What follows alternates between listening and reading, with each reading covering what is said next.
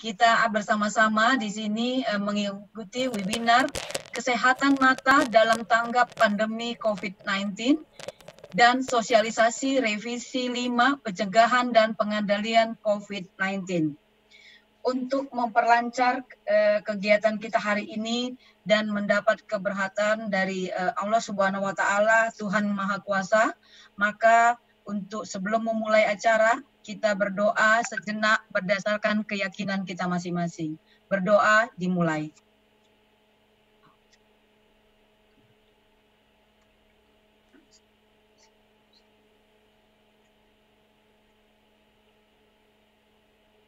Berdoa selesai. Baik, kita akan memulai acara kita. Yang pertama adalah kita memintakan kegiatan kita hari ini, maka kita meminta selanjutnya adalah laporan dari Ketua PDKI Wilayah Sumatera Utara yang disampaikan oleh Dr. Retno Sari Dewi, MKes. Kepada Dr. Retno, kami persilakan.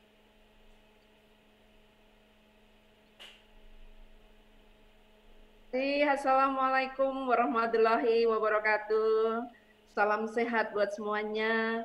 Tentunya yang kami hormati di sini, kita tunggu kehadiran Ketua ID Provinsi Sumatera Utara dan juga sudah hadir bersama kita. Terima kasih banyak. Ini adalah sponsor tunggal kita, adalah dari Rumah Sakit Khusus Mata SMEK Medan, hadir Dr. Darmayanti MKes. Terima kasih kehadirannya dan juga narasumber kita Dr. Balkis Desi, spesialis mata. Juga luar biasa melihat dari registrasi dari Papua, dari seluruh kota di Indonesia, yang penting Sumatera Utara juga masih Indonesia. Semua teman sejawat, kami doakan hari ini tetap sehat. Kenapa kami ingin membuat ini? Tidak lain tidak bukan karena kami ingin juga untuk berbagi, karena kesehatan mata dalam pandemi ini juga menjadi luar biasa. 3 titik yang tidak boleh kita pegang, apalagi kalau kita tidak yakin tangan kita bersih, mata, hidung, dan mulut. Dan ini hari ini kebetulan Direktur Rumah Sakit Khusus Mata SMEK Medan punya perhatian yang cukup besar. Bagaimana ayo kita cerita kepada teman-teman sejawat semua. Dan inilah saatnya kita bisa bergabung bersama-sama di sini. Dan luar biasa juga tanggal 13 Juli, revisi yang kelima. Kita pahami bahwa penyakit pandemi ini memang COVID-19 baru, sehingga revisi terus berlanjut, sehingga keinginan kami untuk menyampaikan kepada sejawat semua. Bukan kami merasa pandai, tidak. Tapi hari ini kami ingin kangen-kangenan pada seluruh teman sejawat di seluruh Indonesia yang bergabung di sini. Salam sehat, mudah-mudahan dengan adanya kita berbagi di sini, kita bisa sama-sama memahami apa yang diinginkan, pedoman kita, bagaimana memutus mata rantai penularan dari COVID-19 ini.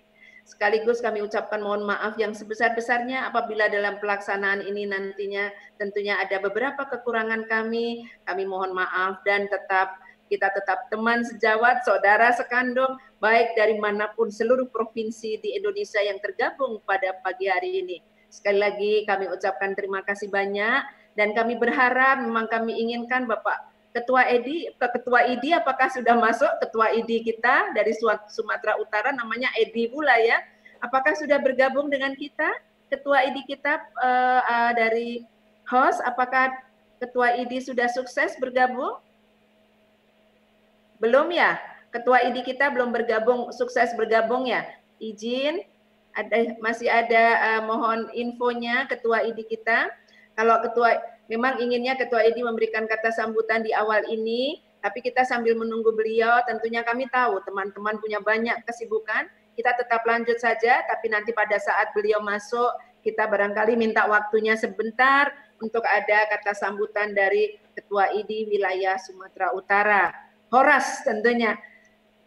Medan, Sumatera Utara, terima kasih banyak. Kita akan lanjutkan ke acara berikutnya. Kami kembalikan ke moderator. Terima kasih. Assalamualaikum warahmatullahi wabarakatuh. Waalaikumsalam warahmatullahi wabarakatuh.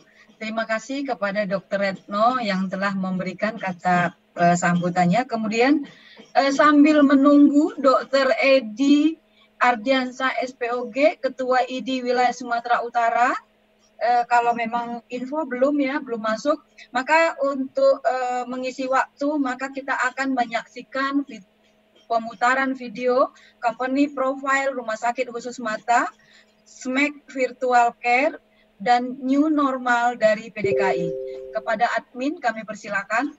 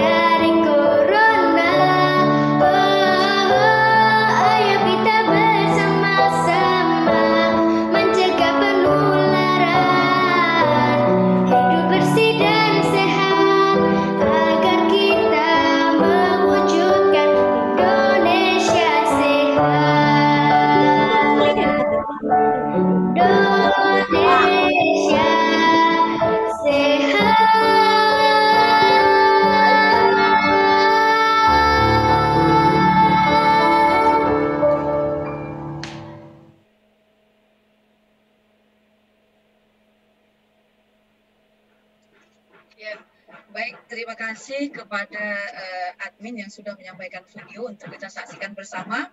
Tadi sudah kita mendengarkan dan menyaksikan fasilitas dan layanan dari rumah sakit khusus mata yang tersebar di beberapa kota dan beberapa provinsi di Sumatera Utara, dan kita juga sudah diajak oleh Perhimpunan Dokter Keluarga Indonesia untuk tetap mencegah penularan untuk mewujudkan Indonesia sehat. Saat ini saya sampaikan juga bahwa pada hari ini adalah Hari Anak Nasional 2020, Anak Terlindungi Indonesia Maju. Selamat Hari Anak Nasional 2020. Telah hadir bersama kita Dr. Edi Ardiansah SPOG, Ketua IDI, ya, Ikatan Dokter Wilayah Sumatera Utara, yang akan menyampaikan kata sambutan. Untuk informasi kepada Dr. Edi, hari ini kita sudah peserta webinar kita hari ini sampai jam ini sudah tercatat 409 orang yang tersebar di seluruh Indonesia dari Sabang sampai Merauke. Siap mendengarkan arahan dari Dr. Edi Ardiansah. Kepada Dr. Edi Ardiansah, Ketua ID Wilayah Sumatera Utara, kami persilahkan.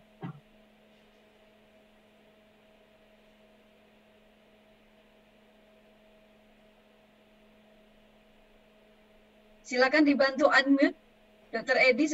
Ada unmute, silakan di unmute Dr. Edi, atau operator bisa bantu. Di unmute. Oh, sudah boleh masuk.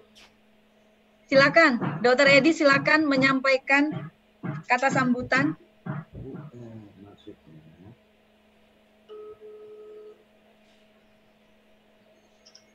Mbak Leno.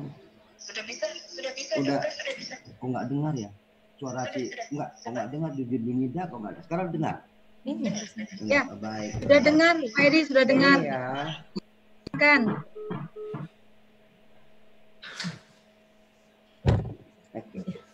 Assalamualaikum warahmatullahi wabarakatuh. Balik ini tulisan saya. Waalaikumsalam warahmatullahi wabarakatuh. Saya tampilan saya nampak gini ini.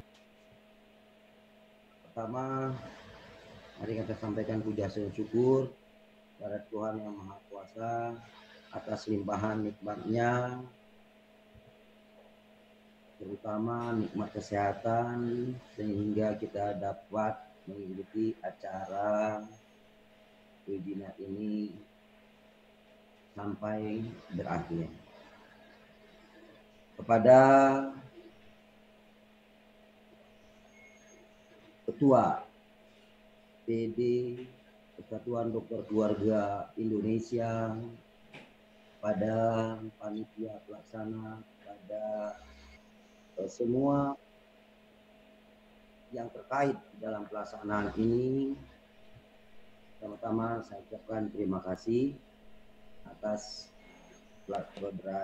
berlangsungnya acara ini dengan baik.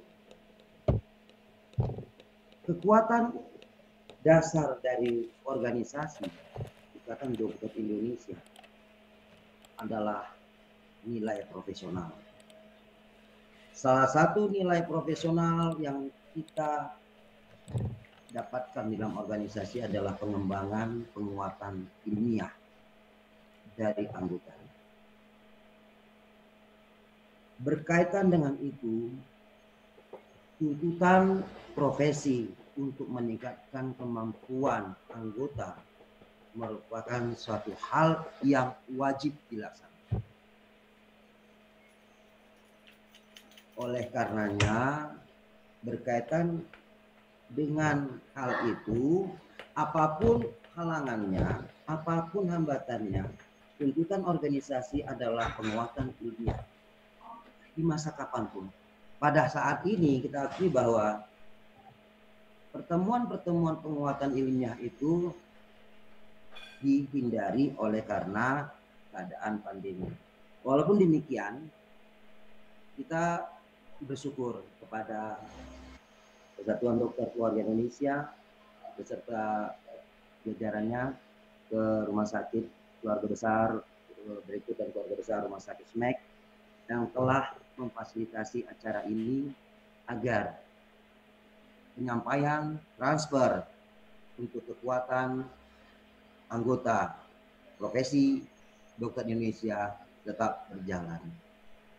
Dengan tema yang kita ketahui bahwa ada pencegahan pengobatan kekuatan dari kita terhadap kekuatan mata. Saya sakitnya bahwa satu topik yang sangat berkaitan dengan keadaan sekarang ini. Kepada seluruh anggota ID, seluruh sejawat yang ada di Indonesia yang mengikuti di acara ini dari Sabang sampai Merauke, saya mengucapkan terima kasih atas partisipasinya. Mudah-mudahan acara ini meningkatkan pengetahuan kita di masa-masa yang akan datang. Sekali lagi saya mengucapkan terima kasih kepada semua yang berkaitan dengan ini dan saya berikan selamat mengikuti webinar dengan baik. Selamat siang. Assalamualaikum warahmatullahi wabarakatuh. Waalaikumsalam warahmatullahi wabarakatuh. Terima kasih Dr. Edi yang sudah memberikan kata sambutan untuk acara kita. Terima kasih atas dukungannya. Kita akan masuk ke materi kita yang pertama. Di sini ya, kepada peserta nanti ada yang ingin bertanya, silakan menulis di Q&A pertanyaan yang berhubungan dengan kedua narasumber kita nantinya, kemudian akan dijawab oleh kedua narasumber kita setelah keduanya memberikan presentasi. Sekali lagi terima kasih kepada SMEC ya, SMEC yang telah memfasilitasi kita yang saat ini diikuti oleh Direktur Dr. Darmayanti MKes yang telah memberikan sebagai sponsor utama untuk acara kita dan didukung oleh ID Wilayah Sumatera Utara, PDKI Wilayah Sumatera Utara, dan Dinas Kesehatan Provinsi. Baiklah, terima kasih untuk seluruh peserta yang saat ini dari Sabang sampai Merauke. Alhamdulillah kita saat ini bergabung oleh 426 orang. Mudah-mudahan nanti apa yang disampaikan bermanfaat untuk kita semua. Baiklah, untuk mempersingkat waktu, kita akan masuk ke pemateri kita yang pertama, yang akan disampaikan oleh Dr. Balkis Evi yang dari rumah sakit yang selama ini berpraktek di rumah sakit khusus mata SMEC. Judulnya adalah mewaspadai penyakit mata di masa pandemi COVID-19. Silahkan CV-nya admin. Ya, Dr. Balkis selama ini berpraktek di rumah sakit mata SMEC khusus mata. Kepada Dr. Balkis kami persilahkan. Assalamualaikum warahmatullahi wabarakatuh. Selamat pagi, terima kasih Ibu Moderator, Dr. Junida sudah memberikan kesempatan kepada saya pada pagi hari ini. Dan untuk pertama-tama saya mengucapkan terima kasih kepada PDKI dan ID yang sudah memfasilitasi berlangsungnya acara ini dan Rumah Sakit Khusus Mata SMEC sebagai sponsor pada webinar kali ini. Mohon maaf, saya cari dulu untuk file saya.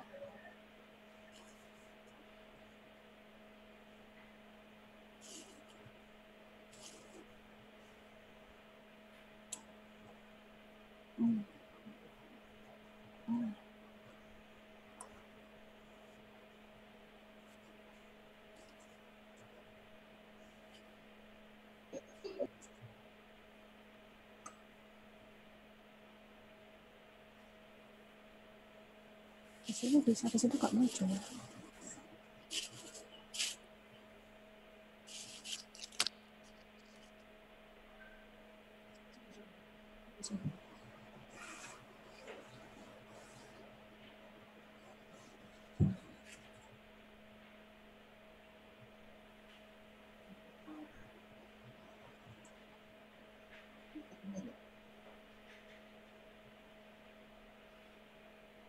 Langsung share screen kok. Langsung. Share screen.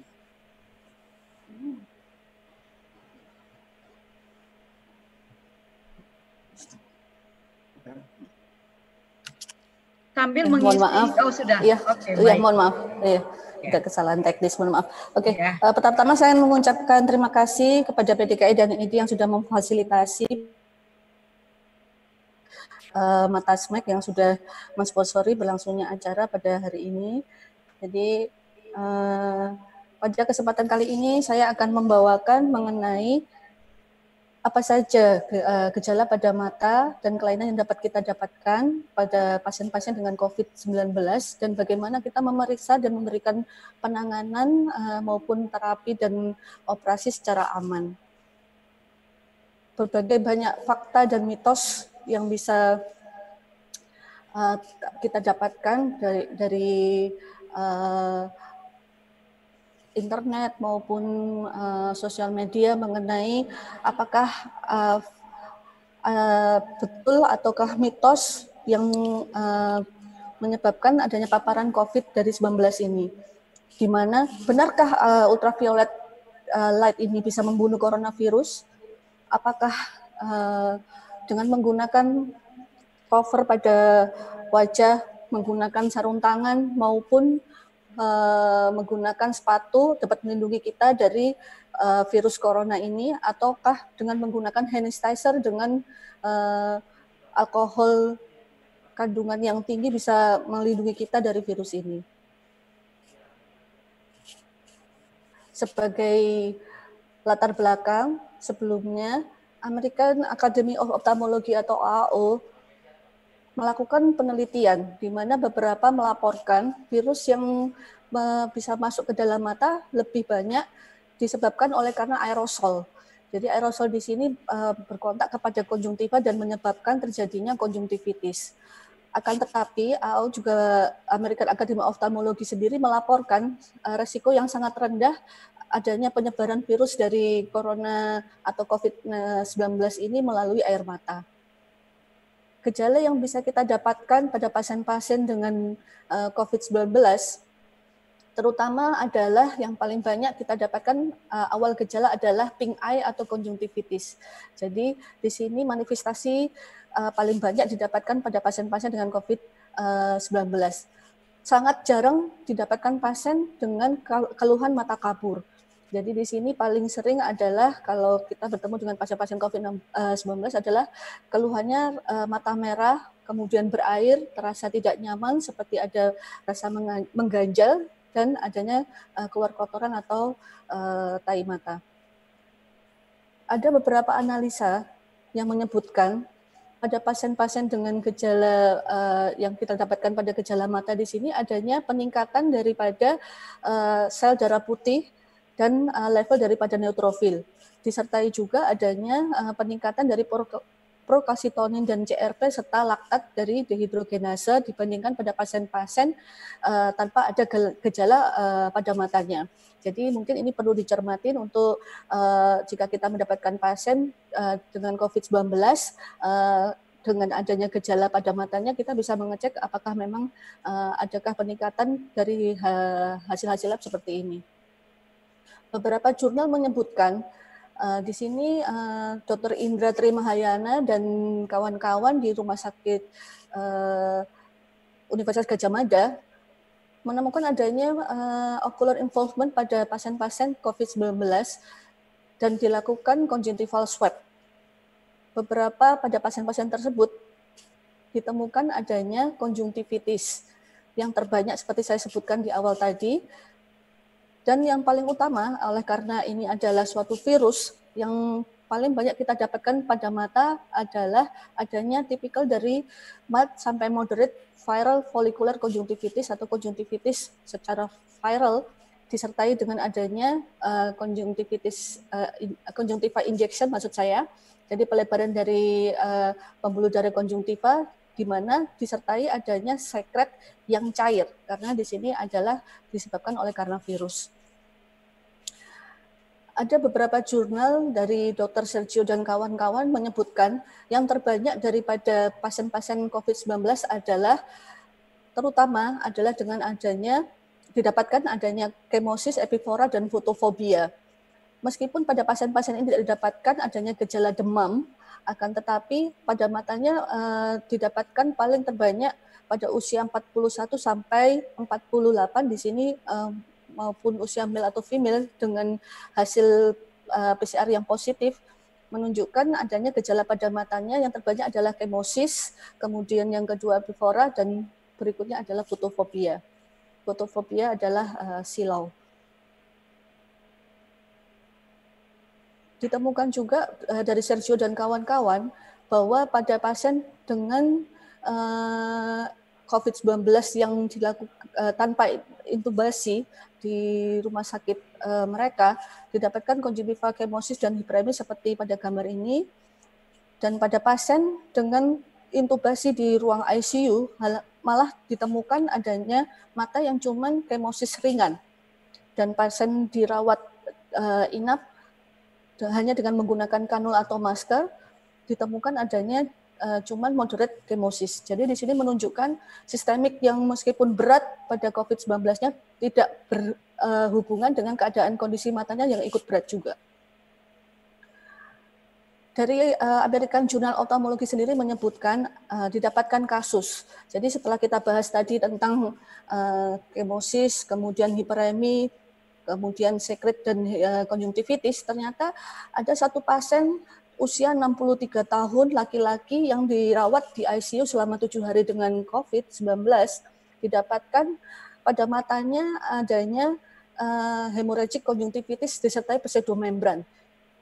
Jadi konjungtivitis yang ada cairan berdarah disertai dengan adanya pada tarsal atau konjungtiva tarsalnya adanya keluar membran seperti kotoran tarik mata yang sangat kental. Dan pada gambaran scan daripada dadanya ditemukan adanya gambaran crazy paving pattern pada menunjukkan adanya pneumonia di situ. Akan tetapi perlu diingat ternyata setelah dilakukan conjunctival scraping dan swab ternyata tidak ditemukan adanya bakteri atau virus dari hasil swab atau scraping konjungtiva yang bersekret ini. Hal ini menunjukkan bahwa sebetulnya untuk kasus-kasus dengan COVID yang berat sendiri, bukan berarti di situ menunjukkan kelainan pada matanya yang equal sama beratnya. Hal ini perlu kita ingat bahwa virus sendiri di sini bertahan dan tertinggal di dalam bola mata saja, dan dia tidak sampai menyebar ke organ tubuh yang lainnya. Hal inilah yang perlu kita ingat bahwa sebetulnya untuk keadaan kasus-kasus dengan COVID-19 sendiri, untuk matanya memang tidak terlalu berat, tapi kita harus memikirkan untuk sistemiknya yang lain. Untuk terapinya pada pasien-pasien dengan ocular involvement sendiri dengan COVID-19, saat ini tidak ada spesifik treatment terapi khusus untuk pasien-pasien dengan ocular involvement pada COVID-19, di mana kita tergantung dari keadaan kondisi pasien. Jika di situ memang ada didapatkan konjungtivitis, ya kita bisa dengan sekret yang sangat berat kita bisa memasukkan antibiotik. Tapi kalau ternyata di situ cuman kemosis ringan atau mungkin cuman tiring yang sangat ringan atau fotofobia, kita cukup memberikan penyegar atau mungkin eye moisturizer.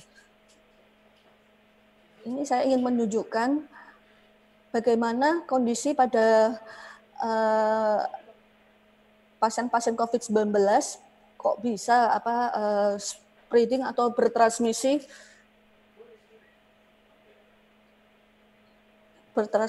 ke dalam mata. Jadi bagaimana satu kuman, maksud saya virus COVID-19 ini bisa berpindah dari satu individu ke individu yang lain. Ini adalah fisiologi daripada patofisiologi daripada virus sendiri. Sebetulnya pada tubuh kita, ocular surface tisu atau jaringan pada mata sendiri memiliki ACA2 reseptor dan TMP-RSS2 protease, di mana ini yang sangat berhubungan untuk penyebaran daripada virus itu sendiri. Oleh karena virus itu masuk dan berikat bersama dengan ACA2 yang akan masuk ke dalam tubuh pada manusia.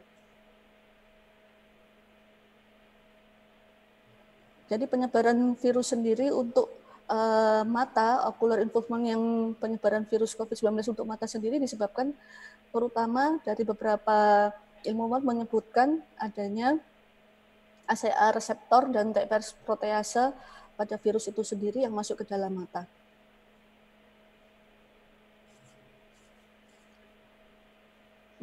Tentu sudah tidak asing lagi, jadi sebetulnya untuk airborne sendiri, aerosol droplet nuklei bisa terjadi meskipun kita hanya berjarak kurang lebih sekitar 1 meter, di mana itulah kenapa kita harus waspada jika di situ lebih ke aerosol, kontak physical distancing tiap-tiap individu harus kita jaga, di mana harus lebih dari 1 meter.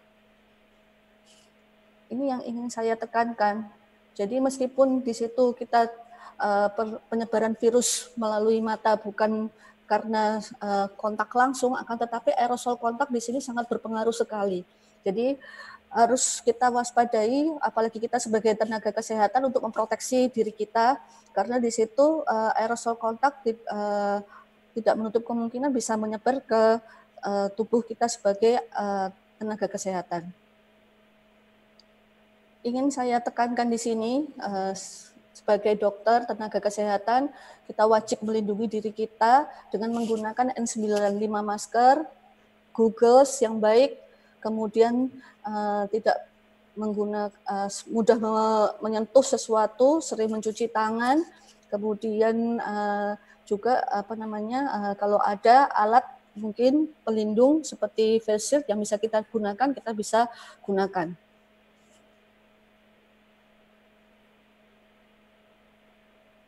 Oke, ini saya ingin menunjukkan kenapa kita wajib untuk melindungi diri kita sebagai tenaga kesehatan, karena seperti kita ketahui banyak berita di sosial media juga, tenaga kesehatan di Indonesia sendiri memiliki jumlah kematian yang cukup banyak. Jadi dari data dari World Bank sendiri di Indonesia, ini yang terakhir saya dapatkan, sekitar 2,4% jumlah kematian tenaga medis di negara kita. Saya ingin menunjukkan, jadi di Rumah Sakit Mata SMEC sendiri dilakukan tindakan terbanyak untuk operasi katarak. Jadi bagaimana operasi katarak sendiri bisa terpapar dengan tenaga kesehatan, saya akan sharing di sini kondisi keadaan saat dilakukan tindakan operasi dan bagaimana kita mengantisipasinya sehingga pasien tetap tertangani dengan baik dengan operasi katarak, akan tetapi tenaga kesehatan juga safety dan aman tidak terpapar dari virus COVID-19 ini. Jadi operasi katarak dilakukan saat ini, teknologi tercanggih adalah dengan vakoemulsifikasi. Vakoemulsifikasi di sini menggunakan insisi atau sayatan yang sangat kecil, hanya kurang lebih sekitar 2 mili, di mana di situ paling efektif, tercepat, kurang lebih tidak lebih dari 10 menit sudah dilakukan dan pasien bisa langsung melakukan aktivitas. Akan tetapi kita tadi bisa lihat di video itu bagaimana aerosol bisa terjadi, di mana semburan air bisa terjadi saat kita melakukan tindakan operasi.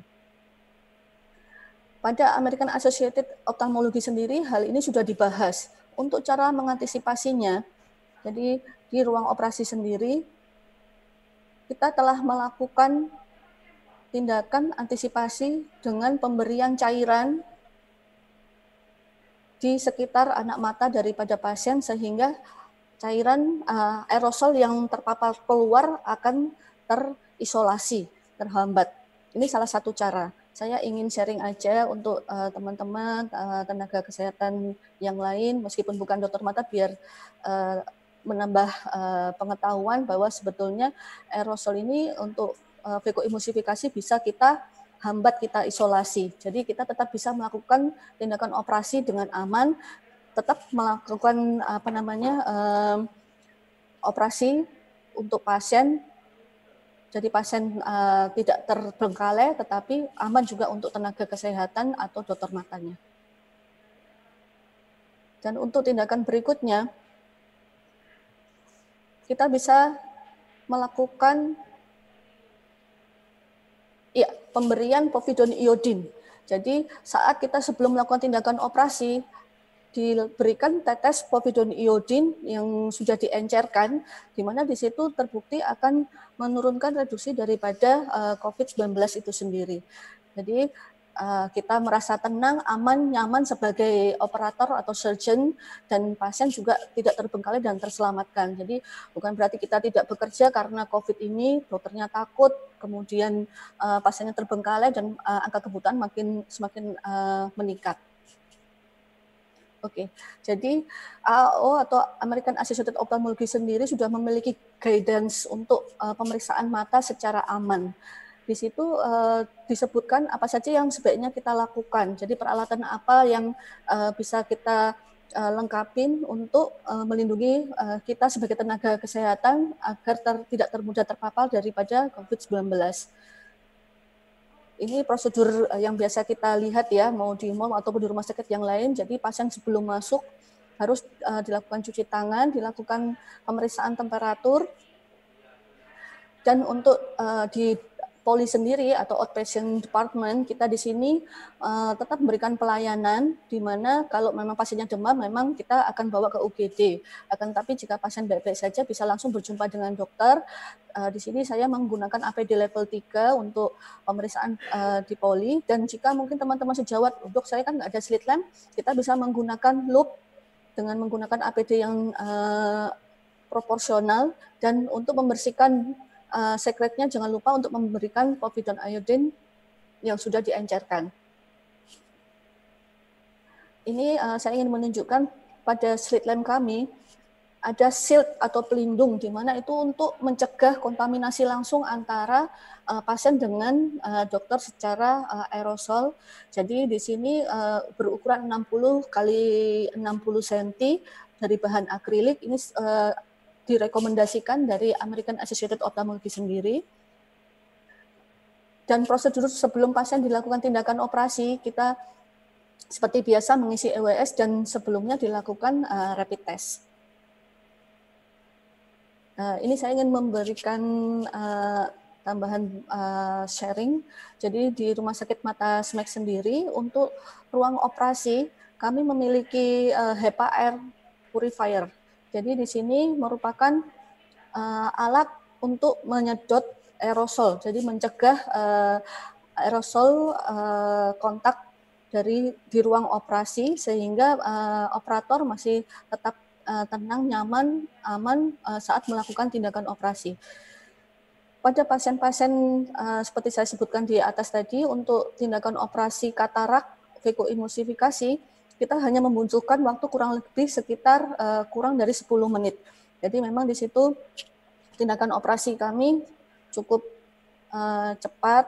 Jadi untuk paparan pasien dan mohon maaf, ya, paparan pasien terhadap tenaga kesehatan juga bisa kita agak persingkat. Jadi di sini operator kami menggunakan APD level 3 dengan double masker. Jadi seperti saya jelaskan di atas, menggunakan masker N95 yang didouble dengan surgical mask dan menggunakan Google. Jadi operasi kami sekitar kurang dari 10 menit untuk vekoemulsifikasi, sehingga kami tidak menggunakan hazmat karena sudah dilengkapi dengan adanya aerobiotik atau HEPA air purifier seperti saya tunjukkan di gambar di atas tadi. Sedangkan pada tindakan-tindakan operasi pembiusan yang membutuhkan waktu yang agak lama, seperti pasien-pasien vitrektomi atau retina, kita membutuhkan APD yang lebih komplit, APD level 4, seperti operator kami menggunakan hazmat, di mana di situ untuk mencegah transmitted daripada aerosol itu sendiri kepada tenaga kesehatan.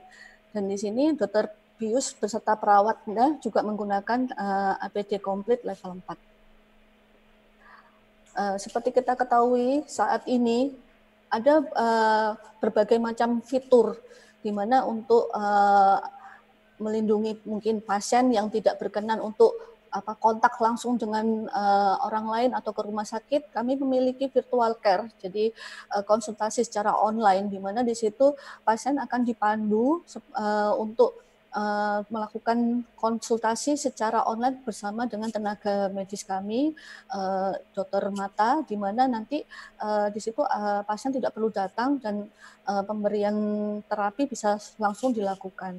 Seperti yang video sebelumnya sudah pembukaan video bumper yang sudah ditayangkan. Oke, jadi sekian dari saya. Terima kasih atas kesempatan yang sudah diberikan. Saya kembalikan kepada Ibu Moderator, Dr. Junida. Wassalamualaikum warahmatullahi wabarakatuh. Waalaikumsalam warahmatullahi wabarakatuh. Terima kasih Dr. Balkis yang telah menyampaikan materinya. Sudah disampaikan tadi kepada kita bersama bahwa seperti dalam new normal ini bagaimana efek dari corona, ya, efek coronavirus untuk penyakit mata. Silakan dokter. Ya, juga sudah disampaikan tadi bahwa rumah sakit khusus mata ada layanan konsultasi online. Baik, terima kasih Dr. Balkis atas presentasinya. Silakan para peserta yang ingin bertanya, silakan pertanyaannya ditulis di Q&A, nanti akan dijawab paralel setelah pemateri kita yang kedua. Baik, diingatkan kembali kepada peserta untuk mengisi absensi untuk kebutuhan sertifikat nantinya. Ya, baik, kita selanjutnya akan masuk ke pemateri kedua, yaitu mewaspadai penyakit, ya, sosialisasi revisi kelima pencegahan dan pengendalian COVID-19 yang akan disampaikan oleh Dr. Retno Saridewi. Kepada Dr. Retno Saridewi, kami persilahkan. Terima kasih banyak moderator yang gambarnya kok hilang moderator ini ya. Oke. Mungkin saya share screen langsung ya teman-teman semua. Bisa saya share screen ini? Tolong. Iya. Mungkin sedikit ya belum disampaikan. Ya, maaf Dr. Retno, maaf mungkin tadi belum disampaikan kurikulum vitae ya dari Dr. Retno. Dr. Retno saat ini adalah Ketua PDKI Sumatera Utara. Beliau lulusan Fakultas Kedokteran dan S2 Magister Health Public Health. Dan sebelumnya Dr. Retno bekerja pernah di Kalimantan. Mungkin salam di peserta di Kalimantan, Dr. Retno. Ya, kemudian juga pernah bekerja sebagai dokter di Dinas Kesehatan Kota Medan, Kepala Puskesmas di Gulugur Darat Dinas Kesehatan Kota Medan, kemudian juga terakhir kepada bidang pelayanan kesehatan Yankes di Dinas Kesehatan Provinsi Sumatera Utara. Dr. Retno juga merupakan superior akreditasi FKTP sampai saat ini, dan saat ini Dr. Retno adalah Direktur Rumah Sakit Akuplas. Ya, baik, lanjut Dr. Retno, silakan dilanjut. Jadi saya share screen lagi, mohon izin.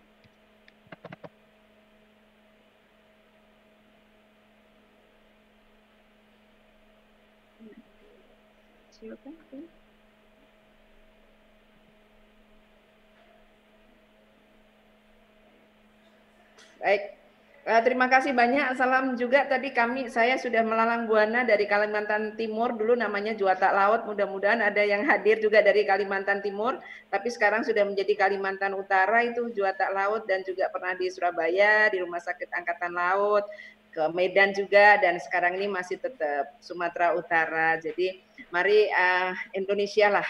Penyebarannya tuh kalah dengan penyebarannya SMEK ini tadi. Kalau ngelihat untungnya penyebarannya luar biasa ya. Jangan sampai nih penyebaran ngalang-ngalain penyebarannya si COVID ini. Baiklah, kami mohon izin juga hadir di sini Dr. Yulia. Terima kasih. Dr. Yulia ini adalah Kepala Seksi di P2P dari Dinas Kesehatan Provinsi Sumatera Utara yang nanti akan jadi pembahas kita pada hari ini. Yang penting kita cerita nih bagaimana sebenarnya memutus mata rantai. Revisi memang akan berubah-ubah nih. Ini kita harus pahami dan kita harus membacanya. Kalau lihat dari bukunya yang sudah di-share, mudah-mudahan teman-teman sudah membaca, itu 204 atau 200 berapa ya, pokoknya 200 lebih. Nah, sekarang ini kita coba deh, kita sama-sama belajar, bukan karena kita lebih ya, tapi kita bersama-sama saja untuk melihat nih. Ini istilah yang berubah lah dulu ya. Bagaimana yang new normal tuh sekarang menjadi adaptasi kebiasaan baru. Ya, nggak ada lagi yang namanya OTG dulu, direvisi dulu OTG itu apa sih gitu ya. OTG itu tanpa gejala, tapi yang sudah kontak gitu. Sering ini menjadi perbincangan yang selalu keliru. Kemudian ODP dalam pemantauan tuh sekarang udah masuk nih dalam kontak erat gitu ya. Kalau PDP kita sudah menjadi suspek. Nah, ini revisi yang selalu berubah dan itu kita harus pahami bersama ya. Penyakit ini, pandemi ini memang karena baru ya, kemudian kita harus melakukan berbagai perubahan-perubahan dan Kementerian Kesehatan, dan ini kita pahami. Di revisi kelima ini tentunya kenapa berubah ya, perkembangan kasus, perkembangan informasi, tentunya penyesuaian pengambilan kebijakan. 3 perubahan dari revisi 4 dan revisi 5, ada 3 bab, ada strategi indikator, penyediaan sumber daya ini ya, dan layanan kesehatan esensial. Dan dari sini akan muncul apa sih DO-DO-nya tadi, sudah ada kata suspek, kemudian probable, kemudian konfirmasi, discharge, pelaku perjalanan, ada DO-nya apa gitu. Dan tentunya ada surveillance-nya, manajemen klinisnya, tata cara pemulasaran jenazah dan pencatatan pelaporan dengan sistem online, mekanisme penggunaan pemeriksaan dari RT-PCR dan tentunya rapid test. Nah, ini kita lihat, kita baca saja bahwa pertama kali kita ditemukan Indonesia 2 kasus itu 2 Maret. Kemudian 11 Maretnya WHO menetapkan sebagai pandemi. Di Kepresnya kita mulai April kita menjadi bencana ya. Tujuannya jelas ini, tujuannya bagaimana pencegahan, pengendalian dengan strategi tadi ada 3 yang berubah. Ada penambahan maksudnya strategi indikator, manajemen, dan ada pelayanan kesehatan esensial. Ini di sini sangat penting. Yang ruang lingkup yang ada pertambahan menjadi 9 dari 6 ya kan. Strategi indikator pengendalian pandeminya, penyediaan sumber daya, dan pelayanan kesehatan esensial. Semuanya tahu nih, sudah ada 7. Berubah coronavirus ada 7. Ya, ini yang penting, ini yang kita ketahui. Gambaran umumnya pasti teman-teman semua sudah tahu. Dan sebetulnya kenapa teman-teman sekarang pasti sebagian pasti juga begini, masyarakat, apa benar ada sih gitu. Karena mereka juga nggak merasakan, dan akhirnya begitu longgarnya sampai coba kita ke pasar, nggak ada, itu sangat sedikit itu yang pakai masker gitu ya. Padahal memang kita tahu 80% itu pada umumnya gejalanya ringan sampai tidak bergejala. Kalau masuk gejala berat kemudian membutuhkan perawatan yang khusus itu di 20%. Apalagi ada pemberatnya, meningkatnya tentunya pada komorbid, jantungnya, DM, penyakit paru, hipertensi, lanjut usia, dan lain sebagainya. Kalau gejala semua sudah tahu, ada demam, batuk, nyeri tenggorok, sesak, seperti ini yang kita tahu. Ada gejala, cara penularannya juga sudah tahu kita. Bagaimana kalau ada batuk bersin drop ini ya, transmisi udara juga. Kemudian masa inkubasinya rata-rata 5-6 hari. Ya, ini yang kita harus pada. Kemudian penegaan diagnose.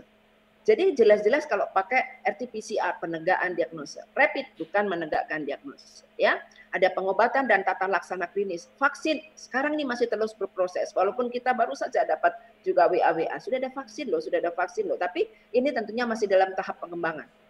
Ini KMK 403 ini dari Kementerian Kesehatan juga baru tanggal 13 Juli ya. Kemudian pencegahan ini yang paling penting dilakukan di masyarakat. Dan tentunya fasilitas pelayanan. Strateginya jelas, komprehensif, ada skenario transmisi. Skenario transmisinya tuh ada 4 gitu ya. Gimana kalau wilayah itu belum ada kasus? Gimana kalau sporadik? Gimana kalau klaster? Gimana kalau komunitas transmission? Ada semua dalam buku itu. Halaman 27 sampai 32 adalah strategi bagaimana pengendalian penularan, tentunya berdasarkan dari penularan. 4 skenario ini ada di sana. Ya, di sini ada indikator kriteria epidemiologinya, sistem kesehatannya, juga surveillance kesehatan masyarakatnya. Saya berlanjut cepat karena saya dapat waktu 15 menit. Di sini indikatornya jelas bahwa ada indikator, strategi indikator. Kalau turun 50% angka konfirmasi baru dari puncak tertinggi selama 3 minggu berturut-turut. Kita sadari saat ini, data selalu ada. Data ini tidak hanya masuk, data itu sekian, tapi harus diolah dan dianalisa. Ini yang paling penting. Jumlah spesimennya berapa? Kemudian spesimen yang positif dalam 2 minggu terakhir berapa? Ini menjadi indikator-indikator. Nanti disebut berapa yang sampai kita tahu nanti bahwa zona apa yang sudah tercapai di dalam area wilayah kita. Kemudian kriteria sistem pelayanan kesehatan. Di sini muncul juga, ada seluruh pasien COVID dapat memperoleh tata laksana sesuai standar. Sesuai standar. Nah, ini tadi, apakah kondisinya sudah memberikan standar perawatannya? Baik stafnya sudah terlatih, tempat tidurnya, obatnya, peralatannya, semuanya ada di sini. Jadi bagaimana sistem pelayanan kesehatannya? Termasuk apakah tidak ada peningkatan kematian akibat penyakit selain COVID-19? Teman-teman sejawat, tentunya kalau kita lihat sedih ya, sedih, prihatin, begitu banyaknya teman-teman sejawat kita yang tentunya karena COVID juga meninggal. Berapa hari yang lalu di Sumatera Utara dengan hamil 8 bulan. Memang kita prihatin dalam hal ini, tapi bagaimana ayo kita semua bersama-sama memerangi ini. Pemerintah juga sudah membuat begitu banyak perubahan-perubahan dan kita harapkan perubahan ini bisa kita implementasikan dengan baik. Sampai bagaimana sebetulnya komite PPI itu di seluruh Vaskes itu dan penanggung jawab PPI dari seluruh dinas kesehatan kabupaten kota. Tentunya ada di sini pemangku kebijakan dari Dinas Kesehatan Provinsi Sumatera Utara, kami titipkan ini kepada Ibu untuk bagaimana sistem pelayanan kesehatan ini nanti akan dan tentunya juga kriteria surveillance dari Kesmasnya. Berapa jumlah suspek? Nanti kita cerita apa sih suspek gitu. Berapa jumlah probabelnya, jumlah yang terkonfirmasi, jumlah kematian, jumlah kontak erat, jumlah kasus yang dirawat di rumah sakit, dan indikasinya siapa sih yang harus dirawat gitu. Apakah terkonfirmasi harus dirawat? Nah, nanti kita lihat nih dari buku ini, pedoman ini akan muncul. Juga berapa sih jumlah kasus yang diambil spesimen? Sepertinya kan ada standarnya ini. Kalau bisa ada 1/1000 jumlah penduduk itu diperiksa swabnya per minggu. Taruhlah Medan ini dengan 3 juta penduduk, berarti harus ada 3.000 per minggu diperiksa. Berarti kalau dibagi per hari, kira-kira 3.000 dibagi 7 per hari, sekitar 450 ya per hari. Mampu enggak itu lab yang sudah disediakan? Jadi ada tim gerak cepat 19 ini, tentunya COVID-19 yang harus berfungsi dengan baik. Juga tentunya 90% kasus suspek ini diisolasi, dilakukan pengambilan spesimen dalam waktu kurang dari 48 jam sejak munculnya gejala. Kemudian lama hasil pemeriksaan, kita sangat berharap diterima hasilnya adalah 3 kali 24 jam. Jadi ini yang sangat diharapkan, dan lebih 80% kasus dapat diidentifikasi kontak eratnya dan mulai dilakukan karantina dalam waktu kurang dari 72 jam. Karantina apa bedanya dengan isolasi gitu ya. Tentunya teman-teman sudah tahu ya, kalau di karantina itu pasti ininya masih sehat. Tapi kalau sudah diisolasi berarti dia sudah ada gejalanya, sudah ada sakitnya. Nah, ini bedanya ya. Kemudian 80% lebih itu dipantau selama 14 hari sejak kontak terakhir. Nah, misalnya nih, saya juga pernah. Saya sebagai waktu itu masih disebut dengan OTG. Besoknya ternyata yang saya habis ketemu ini dia terkonfirmasi positif. Saya mengkarantina diri 14 hari. Untungnya tidak ada apa-apa. Ada apa-apa, segera kita akan tentunya ke Vaskes dan melaporkan apa menjadi keluhan-keluhan kita. Nah, tujuannya jelas memantau tren penularan pada tingkat nasional global. Kalau kita tergantung posisi kita ada di mana. Melakukan deteksi cepat pada wilayah tanpa transmisi virus dan monitoring kasus pada wilayah dengan transmisi virus termasuk pada populasi yang rentan yang tadi kita sebutkan. Juga memberikan informasi epidemiologi untuk melakukan penilaian. Jadi data itu ada, tapi mari apakah sudah diolah dan sudah dianalisa. Ini yang kita pentingkan sehingga memberikan informasi epidemiologi sebagai acuan kesiapsiagaan dan respon pengendalian. Dan tentunya melakukan evaluasi terhadap dampak pandemi pada sistem pelayanan kesehatan dan sosial. Apakah yang kita lakukan ini sudah betul dan sudah kita sebutkan definisi operasional DO kita. DO suspek ini adalah mengganti PDP. Seseorang yang memiliki salah satu dari kriteria ini sudah disebut suspek. Jadi orang dengan infeksi saluran pernafasan akut dan pada 14 hari terakhir sebelum timbul gejala memiliki riwayat perjalanan atau tinggal di negara atau wilayah Indonesia yang melaporkan transmisi lokal. Atau orang dengan salah satu gejala tanda ispa dan 14 hari terakhir sebelum timbul memiliki riwayat kontak dengan kasus yang terkonfirmasi atau probable COVID-19.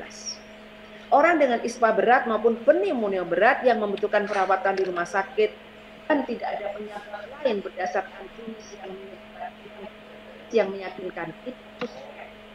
Kalau suspek dia diapain? Nah, nanti ada ininya. Kita ini lagi di cerita di definisi operasional.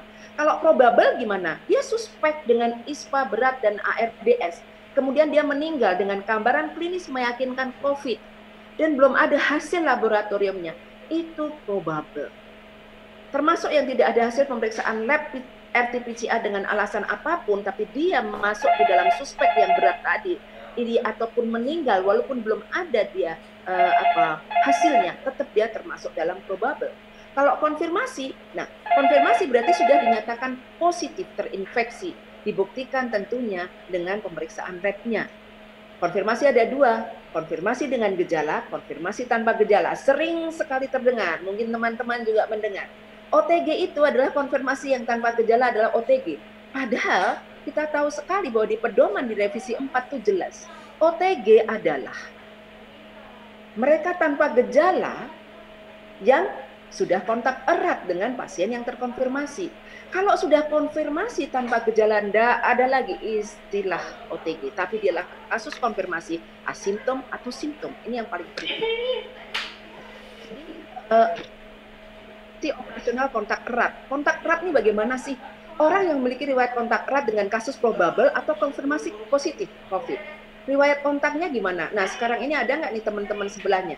Kalau dalam radius 1 meter, dengan waktu 15 menit, nah ini, kontak tatap muka berdekatan dengan kasus probable atau konfirmasi dengan radius sekian.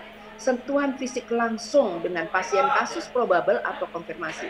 Jadi kita harus hati-hati kalau kita pas lagi praktek ya. Kita nggak ada lagi sekarang ini berpegangan tangan, salaman, kontak fisik. Orang yang memberikan perawatan langsung terhadap kasus probable atau konfirmasi tanpa menggunakan APD yang sesuai. Situasi lainnya yang mengindikasikan adanya kontak berdasarkan penilaian risiko lokal yang ditetapkan oleh tim penyelidikan epidemiologi setempat. Ya, ini juga menjadi kontak erat. Kasus probable atau konfirmasi yang bergejala untuk menemukan kontak erat periode kontak dihitungnya dari 2 hari sebelum kasus timbul gejala hingga 14 hari setelah kasus timbul gejala. Kalau konfirmasi yang asimptomatik, itu kontak eratnya periode kontak dihitung dari 2 hari sebelum dan 14 hari setelah pengambilan spesimen.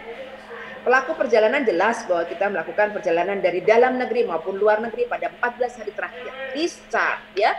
Dia discharge, sudah disingkirkan nih misalnya apabila memenuhi salah satu kriteria. Seseorang dengan suspek itu dapat 2 kali negatif selama 2 hari berturut-turut dengan selang waktu lebih dari 24 jam. Dan seseorang dengan status kontak erat yang telah menyelesaikan masa karantina 14 hari. Kematian, jelas kematian COVID untuk kepentingan surveillance adalah kasus konfirmasi atau probable COVID-19 yang meninggal. Ini kalau sudah selesai isolasi.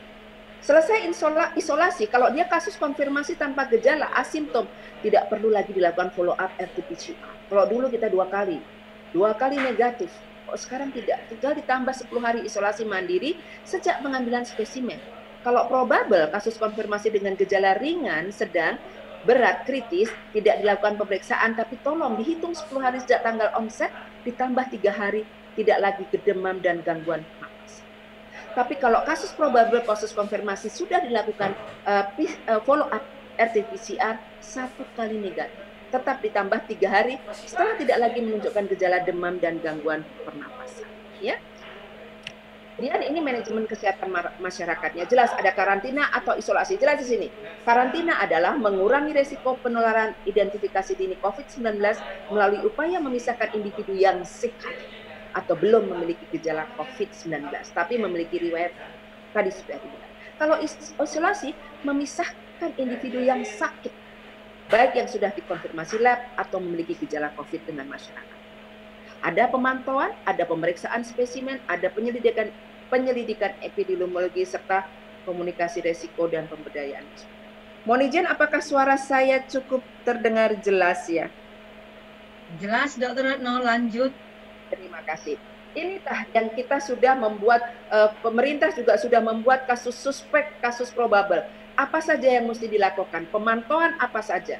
Tadi sudah disampaikan, sampai komunikasi resiko, probable juga demikian. Konfirmasi pelaku perjalanan, ada juga bagaimana sudah ada protap untuk melaksanakan ini. Ya, sampai ke kontaknya, bagaimana dilakukan karantina, dilakukan pemeriksaan sampai ke penyelidikan epidemiologi. Telurnya, sehingga kita tahu kalau dia ditemukan kemudian suspek menjadi probable isolasi.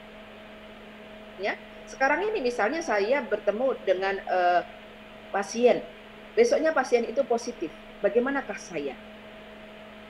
Kalau pasien itu positif, saya juga harus dilakukan RT-PCR, gitu ya. Jadi alur ini jelas bahwa nanti kalau sudah mendapatkan investigasi kasus kemudian diperiksa, kalau dia negatif bukan COVID, dikeluarkan dari daftar suspek menjadi discharge. Tapi kalau dia terkonfirmasi, dia terapi sesuai protokol COVID, begitu.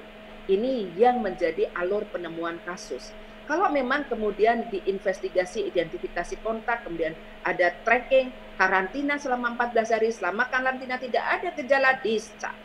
Tapi selama 14 hari dia ada gejala, dia masuk ke suspek. Demikian kemudian, kalau suspek bagaimana? Dia balik lagi ikut. Nah ini sampai kemudian terjadi pelacakan dan harus melakukan informasi dan menyampaikan tentunya kepada Dinas Kesehatan atau manajemen Kesmasnya. Kalau suspek tadi kemudian dilakukan pengambilan spesimen RT-PCR hari pertama dan hari kedua. Dua-duanya negatif, satu saja positif, dia sudah masuk, ya. Dia sudah masuk menjadi terkonfirmasi, ya.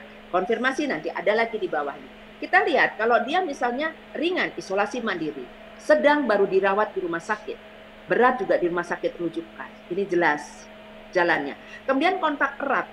Kontak erat itu bisa tanpa gejala, lakukan pemantauan selama 14 hari karena dia juga riwayat kontak dengan pasien yang terkonfirmasi. Tapi kalau saya petugas kesehatan, kalau tadi pasien tadi yang kontak tadi positif, baru dilakukan pemeriksaan RT-PCR segera setelah kasus dinyatakan sebagai konfirmasi atau probable, petugas kesehatannya diperiksa. Kemudian ngapain? Karantina dong, mandiri. Kalau karantina mandiri jalannya kemana? Itu tadi kalau dia 14 hari oke, dia discharge. Kalau dia sesuatu ada, dia suspek atau dia positif, dia konfirmasi. Inilah kasus probable yang kita ceritakan tadi. Probable kalau dia kemudian dirawat, kemudian dia selesai isolasi bisa dinyatakan sembuh. Tapi kalau dirawat kemudian dia masuk di pass away, kematian. Kasus konfirmasi adalah sudah dinyatakan positif terinfeksi dengan pemeriksaan itu. Kalau dia tanpa gejala, jangan dirawat. Cukup isolasi diri di rumah, ini sudah jelas. Dan tanpa follow up RT-PCR. Gejala ringan pun demikian, isolasi diri di rumah. Pertanyaannya adalah pasti, apakah iya sih mereka bisa isolasi diri di rumah? Itu tugas kita bersama. Tugas bersama, tidak hanya tugas teman-teman di puskesmas, teman-teman di klinik, teman-teman semua stakeholder, baik dari lingkungannya, baik dari kelurahannya, baik dari tetangganya, baik dari semua untuk membantu. Jangan sampai ada stigma, tapi kita bantu yang isolasi ini menjadi sembuh. Jangan yang diisolasi menjadi stres, karena diskriminasi daripada kita-kita juga, ya. Yang sedang baru dirujuk ke rumah sakit darurat tanpa follow up RT-PCR. Tapi kalau yang berat, nah ini perlu ada 1 kali dinyatakan dia negatif, ya. Tentunya sesuai dengan berat ringan sakit, resiko penularan, kemampuan fasilitas pelayanan masing-masing. Ini tadi yang sudah kita sampaikan, bagaimana penyelidikan epidemiologi baik suspek probable konfirmasinya, tujuannya jelas bahwa kita tahu bagaimana karakteristik epidemiologi klinis virusnya, identifikasi faktor risiko, kasus tambahan kontak erat, dan tentunya rekomendasi upaya penanggulangannya. Sampai di bawah jelas data tolonglah diolah dan dianalisa. Ini muncul di sini. Bahwa ada identifikasi kasus faktor risiko kontak erat spesimen penanggulangan awal. Jangan lupa data dikumpulkan, diolah, dan dianalisa sehingga kita bisa menyampaikan rekomendasi pelacakan kontaknya. Bagaimana identifikasi kontaknya, pencatatannya, jangan lupa, dan tindak. Dia dirawat, ya. Nah, ini sudah bisa kita membaca sendiri bagaimana di karantina, bagaimana tempat itu bisa, dan kalau tidak dia mempunyai isolasi yang khusus, ya tentunya, dan kemudian rumah sakit rujukan. Rumah sakit daruratnya. Ini pencatatan pelaporannya. Ada laporan notifikasi kasus, kemudian spesimen, laporan ini adalah tugas kita bersama, dan tentunya saya percaya teman-teman dinas kesehatan dan teman-teman kita semua, para dokter, para teman sejawat, para medis, 3 bulan atau 4 bulan ini sudah terasa capek, lelah. Tapi mari kita bersama-sama bergandeng tangan sehingga kita bisa menyelesaikan ini. Kalau bisa hilanglah COVID ini. Saya memang luar biasa ya. Saya berharap ini tidak ada lagi. Karena anak saya pun kena COVID dan dia bisa melewati ini. Ditambah lagi istrinya waktu itu masih hamil 9 bulan.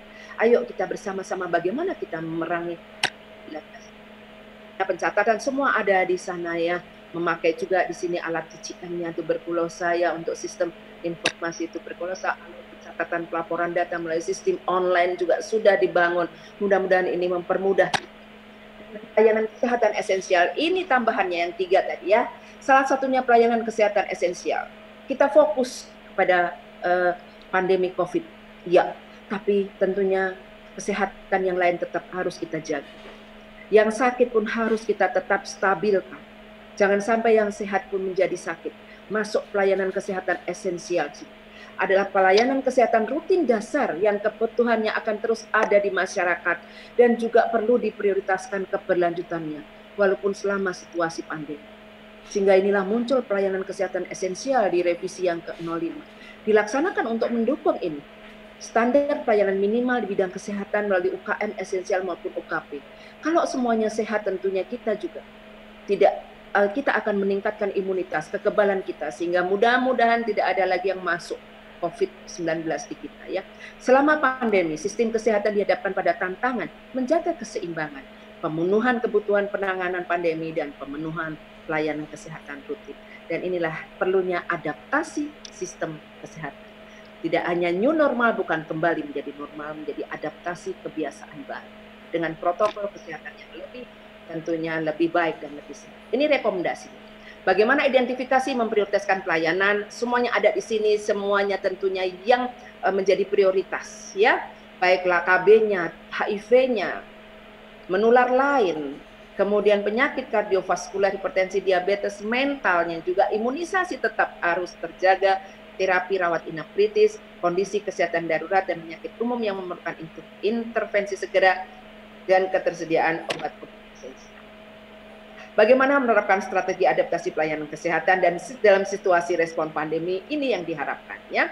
Bagaimana fasilitas kesehatan diberikan yang ditunjuk memberikan perawatan khusus dengan COVID atau pelayanan bisa dialihkan ke lokasi lain atau memberikan pelayanan harus tetap memperhatikan langkah-langkah PPI, penggunaan teknologi digital, komunikasi, konseling, informasi karena kita mungkin tidak langsung seperti sekarang ini pakai daring ya. Dalam situasi respon juga bagaimana pembatasan sosial, kunjungan rumah kader kesehatan menjadi ujung tombak, tapi kita tetap harus hati-hati. Kemudian masyarakat datang ke Vaskes juga pakai protokol standar terkait COVID harus dijalankan sebaik-baiknya sehingga keselamatan tidak hanya pada pasien tapi juga tenaga kesehatan karena ini juga menjadi perhatian.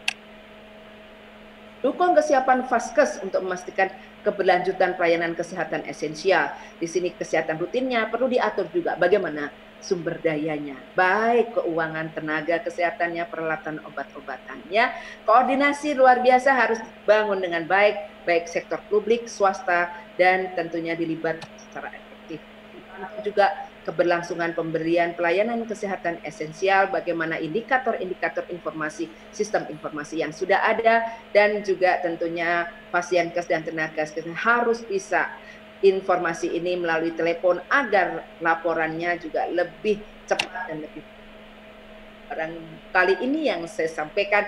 Mohon dibaca 204 daripada halaman ini luar biasa. Di situ masuk juga bagaimana secara pribadi masing-masing menjaga diri, termasuk di situ sampai disampaikan. Kita dulu diajari juga bagaimana acupressure di sana, bagaimana menanam toga, bagaimana minum minuman tentunya lebih sehat bagi tubuh kita. Ada titik-titik yang di sana mohon dibuka, ya, mohon dibuka bagaimana untuk meningkatkan imunitas, bagaimana bisa jangan sampai ya susah tidur, ada dibuat titiknya di situ.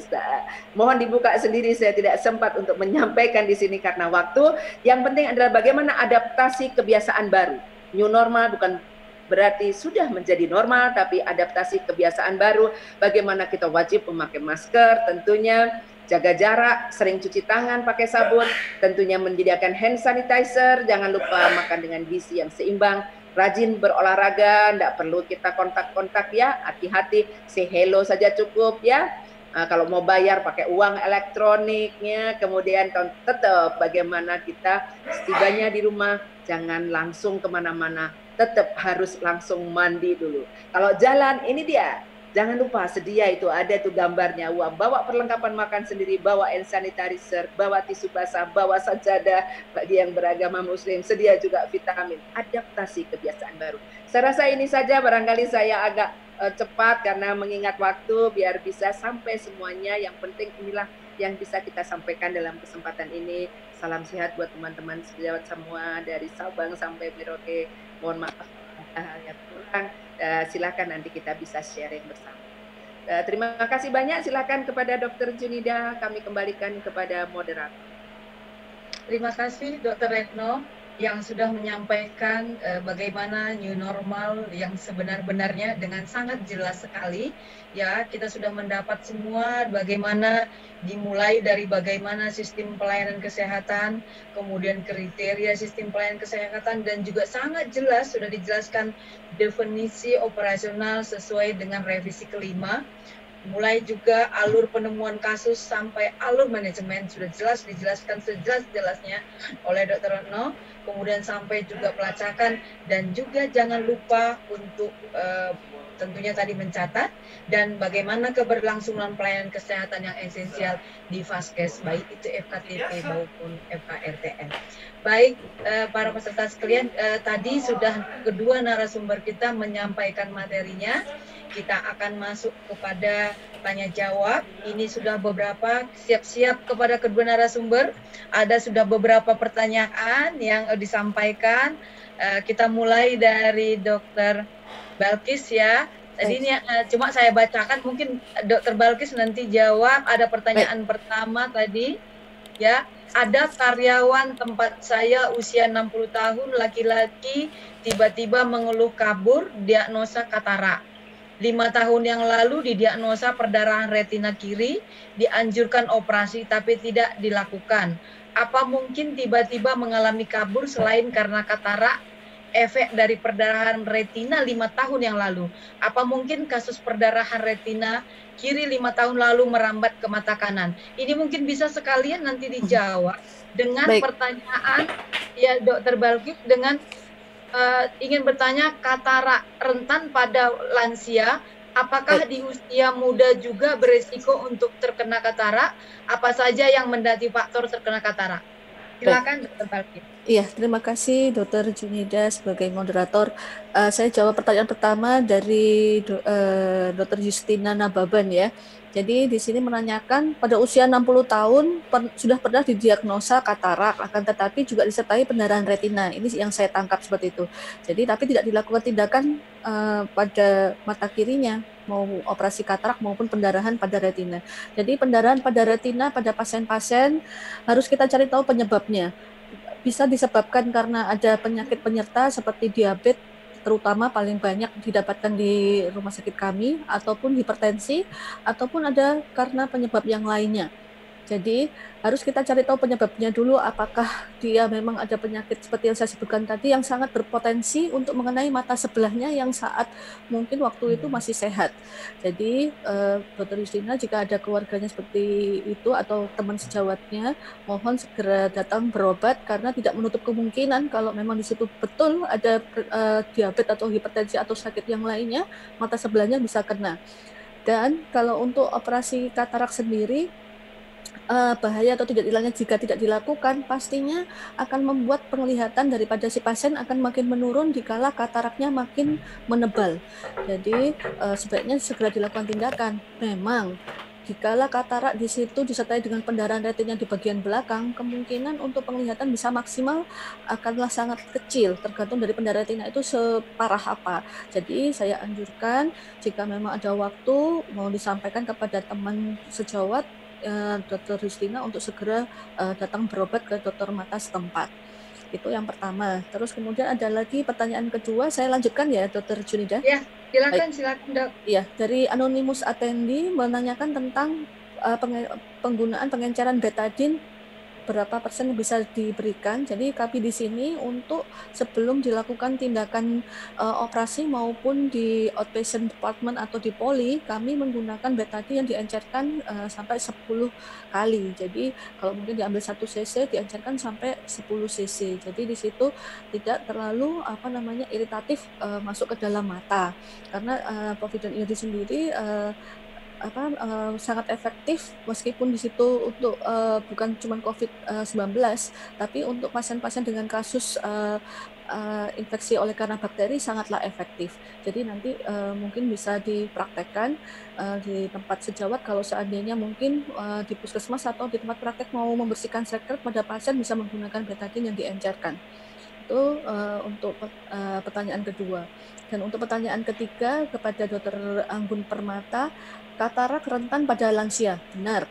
Karena katarak adalah faktor degenerasi. Jadi semua dari kita suatu saat akan muncul katarak tergantung penyakit penyerta yang kita punyain. Jadi saya pun meskipun saya baik punya gula diabetes tidak ada, hipertensi tidak ada, tapi saat usia saya 50-60 tahun ke atas katarak pasti muncul, di mana rambut berubah, mata pasti muncul katarak.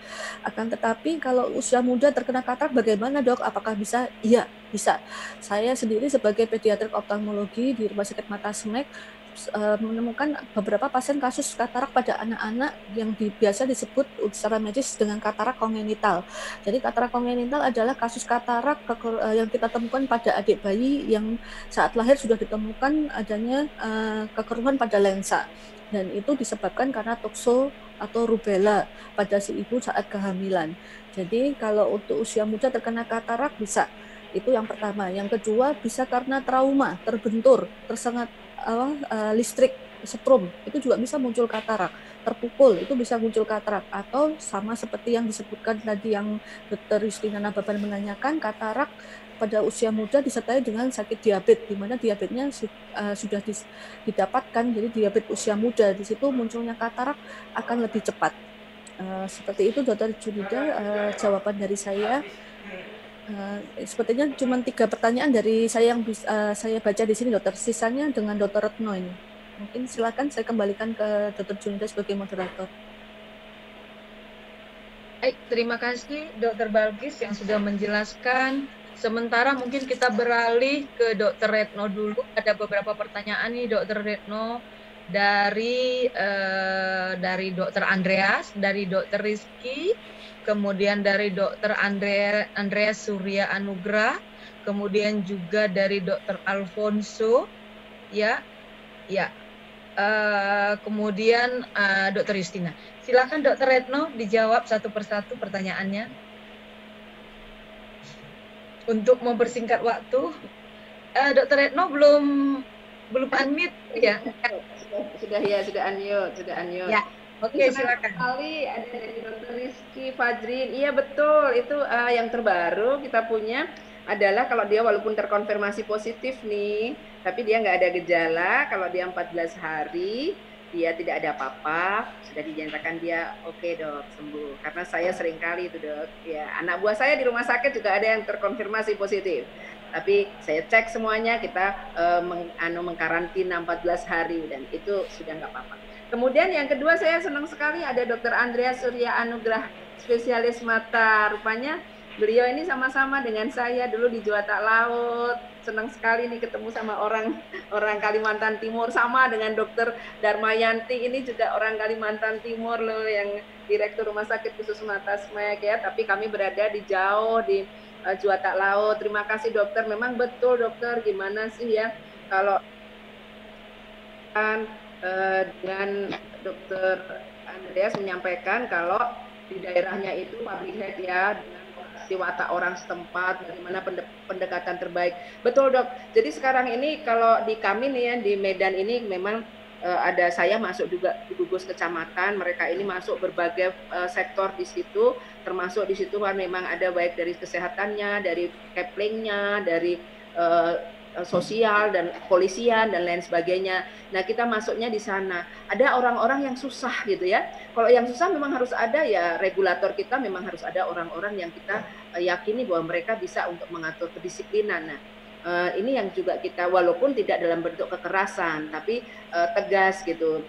Memang pendekatan-pendekatan ini sangat kalau di Indonesia betul-betul sangat dinamikanya luar biasa.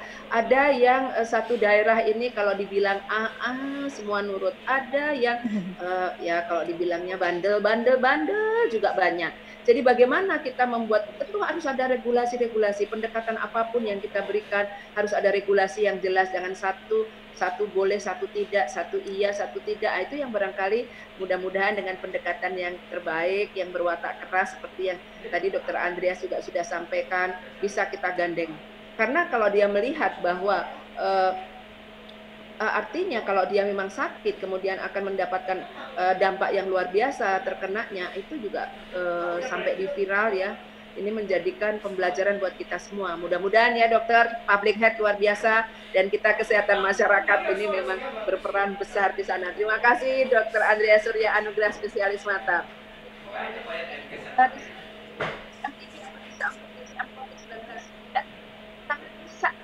Sangat bisa, apalagi nih Dr. Junida ini ahlinya itu.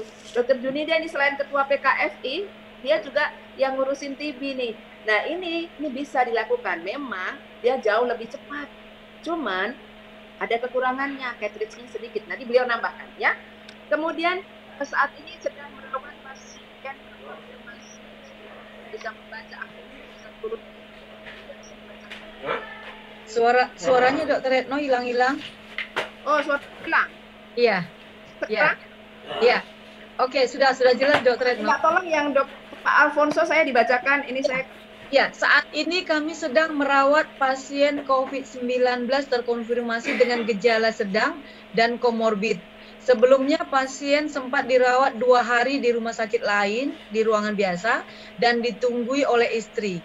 Ketika hasil swab pasien keluar positif, pasien dirujuk ke rumah sakit kami dan dirawat di ruang isolasi. Pasien minta istrinya dicek juga swab, kondisi istri tidak ada gejala. Awalnya rumah sakit menolak karena sesuai revisi pedoman terbaru, istrinya seharusnya hanya melakukan isolasi mandiri selama 14 hari, tanpa dilakukan pemeriksaan PCR. Akan tetapi setelah pertimbangan sosial, pasien dilakukan pemeriksaan PCR dan hasilnya negatif. Pertanyaannya? Aku sudah bisa baca. Oke. Aku sudah bisa baca. Jadi itu adalah sekarang ini intinya ya pasiennya gejala sedang. Oke, kalau gejala sedang apalagi komorbid ya dirawat, setuju. 2 hari di rumah sakit lain di ruang biasa pula ya. Kalau sudah komorbid di ruang biasa. Kemudian hasil swab pasien keluar positif virus. Si istrinya juga di swab. Jadi istrinya tidak ada gejala. Dia kontak erat. Apa artinya? Apa artinya tadi kalau kita kontak erat berarti kan si istri adalah kontak erat. Kontak erat kemudian istrinya kok dicek swab, oke, karena dia berdekatan biar mau memastikan. Rumah sakit menolak karena sesuai revisi pedoman terbaru. Harusnya lakukan isolasi mandiri. Setuju, sebetulnya istrinya cukup karantina karena tidak ada gejala. Setelah pertimbangan sosial dilakukan PCR hasilnya negatif. Apakah tindakan swab pada istri dibenarkan? Mohon izin, kita sekarang ini adalah bagaimana kita lagi berproses menuju revisi yang terbaru. Pastinya pasien-pasien itu kan masih merasa mau yakin gitu ya. Nah, bagaimana terkait? Nah, itu dia terkait pembiayaan ini itu memang kalau dia di rumah sakit pemerintah maka ditanggung oleh pemerintah. Tapi kalau ini sebetulnya kalau dia tidak suspek, tadi hanya kontak erat, ya haruslah mandiri daripada pasien. Itu barangkali ya, Pak Alfonso. Kemudian ini nggak pakai nama ya, untuk pasien terkonfirmasi gejala ringan saat ini tidak. Namun saat ini kebanyakan kantor belum dapat. Iya, betul sekali. Kita titipkan kepada siapapun yang sekarang bergabung yang bertugas di dinas kesehatan, puskesmas untuk menyampaikan yang terbaru ini, sehingga surat pernyataan ini cukup kuat untuk membuktikan keterangan sembuh. Tetap yang membuktikan keterangan sembuh tetap harus dari puskesmas. Ya, betul sekali, sangat betul. Kemudian siang dok, pertanyaan Dr. Tomo, di daerah saya ketika pasien datang kami melakukan screening COVID. Kemudian beberapa pertanyaan Suaranya hilang timbul, Dokter Retno. Mungkin didekatkan itu suaranya hilang timbul. Mungkin headsetnya Ya. mungkin didekatkan, ya headsetnya, ya. Mikrofonnya, mikrofon. Sudah ini sudah. Oke, siap, udah jelas. Oke, izin bertanya di daerah saya ketika pasien datang dengan beberapa pertanyaan. Salah satunya riwayat perjalanan dan kontak, dan rata-rata ketika ditanya pasti jawabannya di rumah saja dan tidak ada kontak pasien itu sendiri atau keluarga yang serumah. Tetapi waktu pemeriksaan saya menimbulkan gejala pneumonia. Akhirnya rapidnya reaktif. Yang jadi pertanyaan saya, bagaimana kita sebut pasien tersebut probable dan harus dirapid? Suaranya hilang, Dokter Retno. Betul, kok hilang timbul ya? Padahal ini anunya kayaknya bagus sih. Oh ya, Sudah ini. ya sudah habis ya untuk Dokter Retno. Tunggu. Ini Ya, masih jawab satu lagi. ada. Ya, silakan. Saya jawab dulu ya. Di daerah Perjalanan itu. jadi dari spesialis semua pasien kalau ya kita coba halaman 87 di buku untuk tes rapidnya ada di sana. Jadi sebetulnya kan tidak perlu dirapid gitu ya. Jadi yang perlu adalah kalau dia memang suspek, dia justru harus dinyatakan dengan pemeriksaan 2 kali RT-PCR gitu. Jadi kalau rapid memang ada tertentu, itu ada di halaman 87. Ini bisa di sana untuk pelaku perjalanan maupun untuk komunitas-komunitas. Ya, saya rasa ini bisa ya Dokter Nisya Setiabekti nanti bisa dibaca kembali. Kemudian untuk Lasari hanya saat ini melakukan perjalanan. Ya, pertanyaannya apalah hasil reaktif sudah tidak ada kontak dengan pasien COVID. Apabila hasil reaktif tidak ada kontak dengan pasien tersebut menyebutnya. Jadi begini, kalau sekarang di rapid nih, rapid kan sebetulnya untuk rapid ini adalah sebetulnya untuk untuk screening, bukan untuk diagnosa ya. Rapid itu untuk screening, bukan untuk diagnosa. Jadi head kontak sendiri nggak jelas. Yang mana ini? Nah, kemudian yang jadi bagaimana kita sebut pasien tersebut probable dan harus dirapid? Iya, jadi kalau sekarang probable tadi anunya sudah jelas. Kita dia diapakan, dia dirawat, dimasukkan. Kemudian kalau memang tidak ada gejala, begitu. Jadi kalau yang rapid dibaca lagi di halaman 87 ya Dok, jadi nggak ada miss. Kemudian ini ada lagi pelaksanaan waktu yang baik penanaman lensa ini. Ini Dokter, ya ini Dokter Balkis. Baik. Dokter Retno berarti sudah habis. Dokter Retno berarti ya. Habis ya pasien Dokter rapid kalau gitu semua pasien yang belum tentu ya. Baik. Ya. Ya, Mungkin saya lanjut coba ke jawab, Dokter ya Balkis. Silakan baik. Dokter Balkis. Baik, jadi ada beberapa pertanyaan tadi sudah saya jawab langsung di chat Q&A, jadi mungkin untuk partisipan bisa lihat yang memang bertanya saya sempat jawab. Ini yang pertanyaan terakhir yang belum sempat saya jawab. Izin tanya Dok, bagaimana penata laksanaan atau waktu yang baik dalam penanaman lensa pada bayi yang mengalami katarak kongenital, di mana jika dilakukan dini akan mengalami minus tinggi dan hanya baru sampai operasi katarak. Lalu apakah sebaiknya dilakukan dan pengontrolannya ke depan? Oke, jadi pas hari ini adalah Hari Kesehatan Mata Anak ya. Jadi Hari Anak, Hari Anak Nasional. Jadi di mana di sini pas sekali pertanyaannya bagaimana untuk mencegah kebutaan terutama pada bayi dengan kasus-kasus katarak kongenital. Katarak kongenital adalah hal yang masih perlu kita capai atau kita tekan angka kebutaannya di Indonesia, di mana edukasi kepada orang tua sangatlah penting karena terkadang orang tua berpikir kalau untuk operasi pada anak bayi itu lebih baik untuk ditunda, padahal kedepannya itu akan sangat-sangat memberikan efek yang kurang baik untuk melihat pada adik bayi dan anak-anak itu sendiri. Jadi dikala dia terlahir dengan kondisi katarak kongenital, operasi itu harus segera dilakukan. Jadi jika tidak ada kontraindikasi dalam pembiusan, operasi katarak harus segera kita lakukan sehingga adik bayi itu bisa segera melakukan visasi dan melihat dengan maksimal. Kapan akan dilakukan penanaman lensa? Jadi memang ada pemeriksaan yang harus kita lengkapin sebelum kita lakukan operasi, di mana besar bola mata, kemudian ukuran anak matanya. Di Rumah Sakit Mata SMEC kita memiliki alat yang memang sudah cukup canggih untuk mengukur berapa lensa yang akan kita pasangkan, dan saya ada perhitungan dan ilmu sendiri untuk membuat prediksi bagaimana mata anak itu tidak menjadi jatuh ke arah minus. Jadi memang ada ilmunya, ada sekolahnya. Jadi memang kalau dari Anonymous Attendee ini menanyakan apakah bisa ke arah minus nanti ke depannya, itulah yang harus kita cegah. Itulah kenapa operasi katarak pada anak-anak ada perhitungan sendiri yang harus kita lakukan sebelum kita memutuskan untuk memasang lensa. Jadi memang itulah yang harus kita rawat jika kita memiliki pasien dengan anak-anak. Dia akan berikatan dengan dokter matanya sampai seumur hidup, sampai umur 16 tahun, 18 tahun.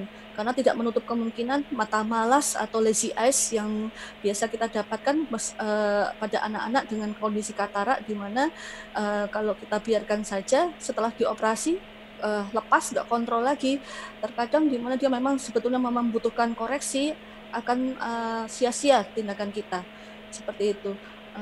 Saya kembalikan ke Dr. Junida. Saya rasa penjelasan saya sekian, dokter. Ya, baik, terima kasih Dr. Balkis. Tadi sudah kita dengarkan semua ya, karena waktu juga, masalah waktu. Jadi kita cukupkan jawab langsung live sampai di sini. Jika ada pertanyaan-pertanyaan lain akan dijawab, silakan tetap dituliskan di Q&A dan akan dijawab oleh kedua narasumber kita. Baik, terima kasih kepada Dr. Retno dan Dr. Balkis yang sudah menyampaikan materinya dengan sangat jelas dan sudah memberikan jawaban yang memuaskan kita semua. Nah, sekarang kita minta kepada kedua narasumber kita untuk memberikan take home message kepada Dr. Balkis. Kami persilakan.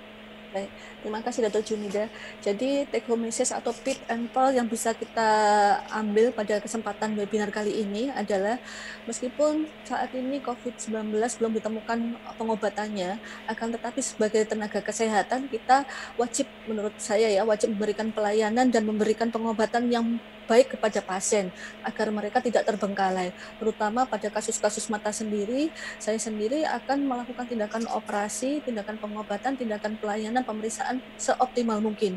Itulah kenapa kita sebagai tenaga kesehatan harus memiliki alat pelindung diri yang proporsional, sehingga kita bisa memberikan pelayanan pengobatan yang sangat optimal dan maksimal untuk pasien.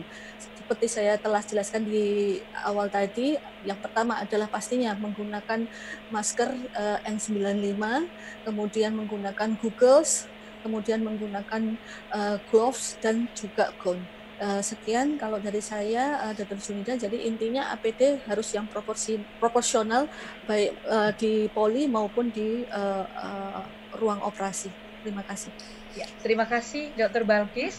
Selanjutnya kepada Dr. Retno. Silakan Dr. Retno. Terima kasih banyak teman-teman sejawat semua yang hadir.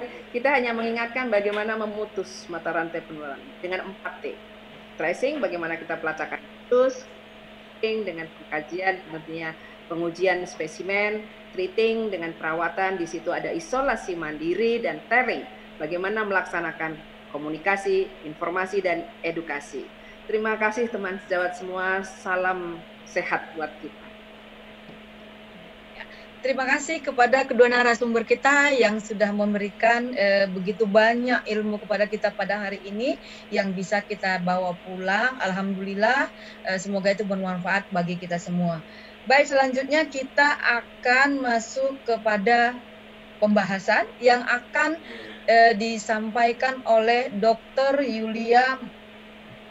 Dr. Yulia ini adalah, saat ini beliau adalah lulusan Fakultas Kedokteran dan S2 Fakultas Kesehatan Masyarakat di Fakultas FKM Universitas Sumatera Utara, dan saat ini Dr. Yulia Mariani MKes adalah sebagai Kepala Seksi P2P Dinas Kesehatan Provinsi.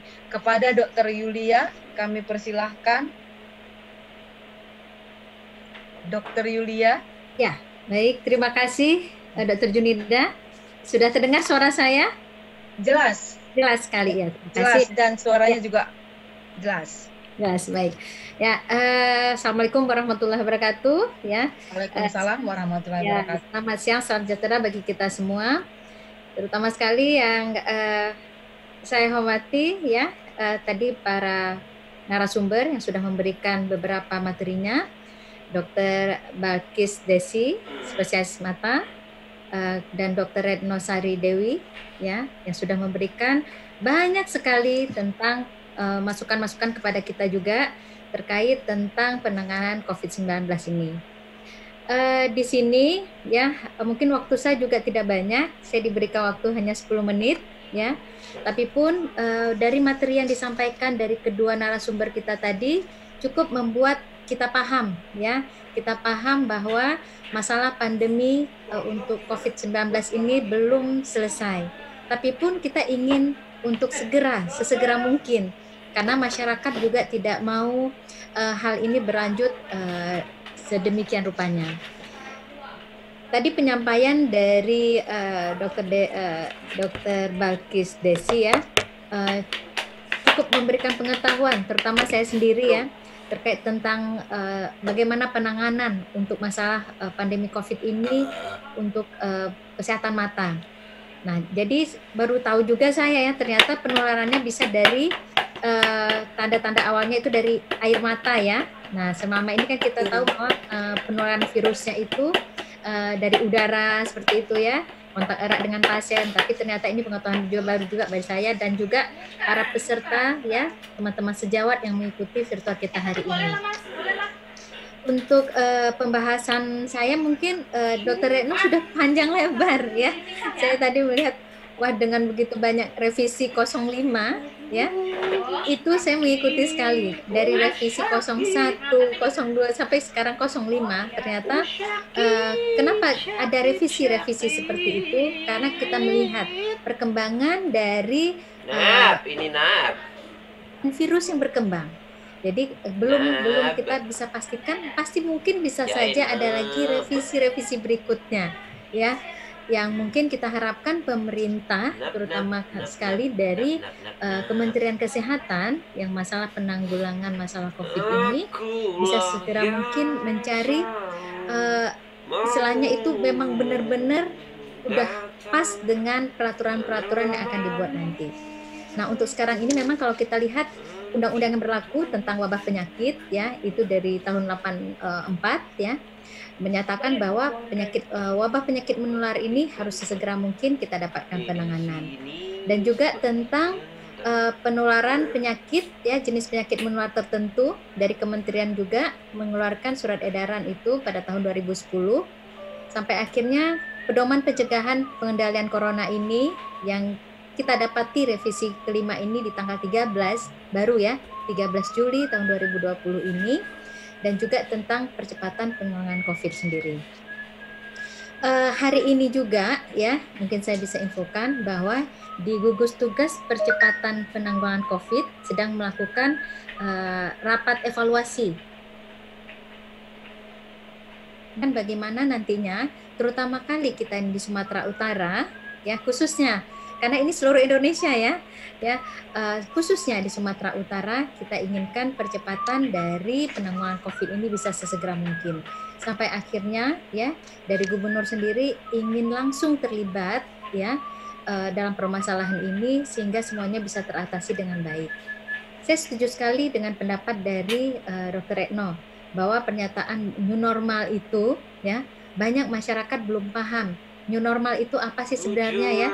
Mereka tidak mengetahui bahwa new normal yang nantinya pakai masker itu biasa, normal. Justru yang tidak pakai masker yang tidak normal. Sampai akhirnya seperti itu. Jadi new normal ini menyatakan bahwa pakai masker itu biasa ya. Dengan hand sanitizer juga biasa. Orang cuci tangan juga sudah biasa. Jadi menerapkan ini di masyarakat kita cukup sulit. Karena masyarakat kita yang tadinya ya tidak mengetahui atau sulit untuk menggunakan masker, cuci tangan dengan teratur. Nah, itu mungkin kita harapkan bisa dikerjakan oleh masyarakat. Satu hal lagi, mungkin izin Dr. Junida, tadi ada pertanyaan terkait dari Dr. Rizky Fajrin, saya lihat ada tentang TCM. TCM apa bisa digunakan untuk COVID-19? Benar sekali ya. Kita punya alat namanya TCM dan itu biasa dilakukan untuk pemeriksaan TB. Dan kita dari kementerian ya sudah bisa digunakan untuk pemeriksaan COVID-19. Dan kita senang sekali TCM yang ada sekarang sudah bisa digunakan di 7 kabupaten kota ya, di mana alat tersebut membantu sekali dalam mendiagnosa COVID-19. Karena kita tahu tadi Dr. Retno juga menyampaikan bahwasanya rapid test itu bukan diagnosa untuk COVID, dia hanya screening. Benar sekali. Nah, jadi kalau untuk hanya screening, kita tidak bisa mengatakan seseorang itu dia terkena dari COVID-19, tapi dengan pastinya menggunakan real time PCR ya. Dan itu bisa dengan alat TCM sudah bisa digunakan. Kita senang sekali sudah bisa menggunakannya. Nah, kemudian untuk tadi juga ada Dr. Alfonso, tapi saya lupa apa itu ya.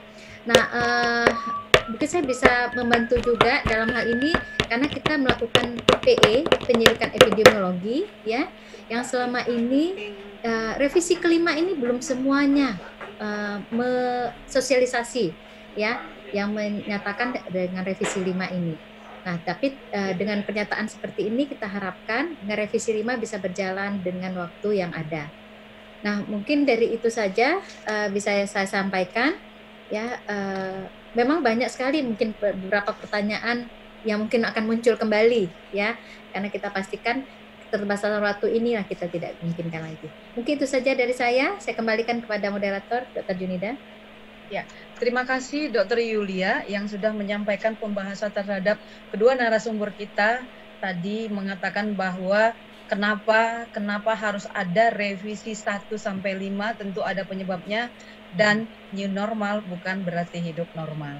Ya, baik, untuk selanjutnya kita akan sama-sama mendengarkan video lagu Pantang Mundur versi COVID yang diciptakan oleh Titik Puspa. Kepada admin disilakan.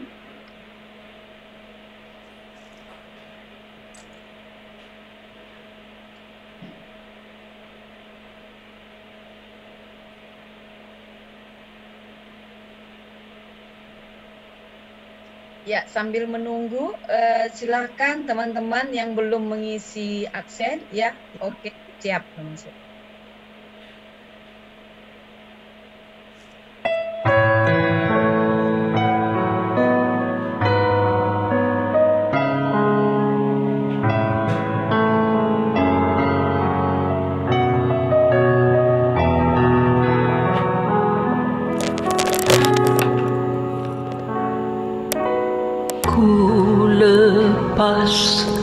Di kau pahlawan, ku relakan di kau berjuang demi tugas kemanusiaan. Kau berjuang di garda terdepan. Bila di kau teringat, kau dianugerahi kelebihan, tegar dan tulus untuk pengabdian. Terus maju, pantang mundur. Air matamu berlinang, banyaknya kau kehilangan. Percayalah Tuhan Sang Penyayang, lebih banyak lagi yang kau selamatkan. Sujudku bagi pahlawan, para dokter, medis dan relawan, manusiawimu sangat mulia. Terima kasih para pahlawan, peluklah hambamu kini hingga di surga nanti.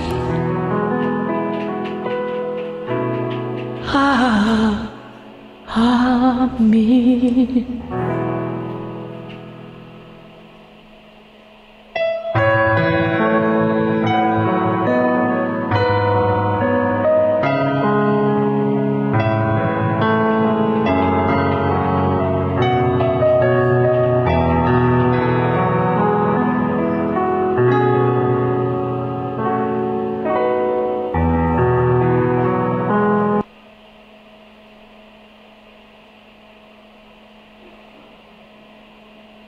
Ya, tadi kita sudah sama-sama mendengarkan lagu dari TV Puspa.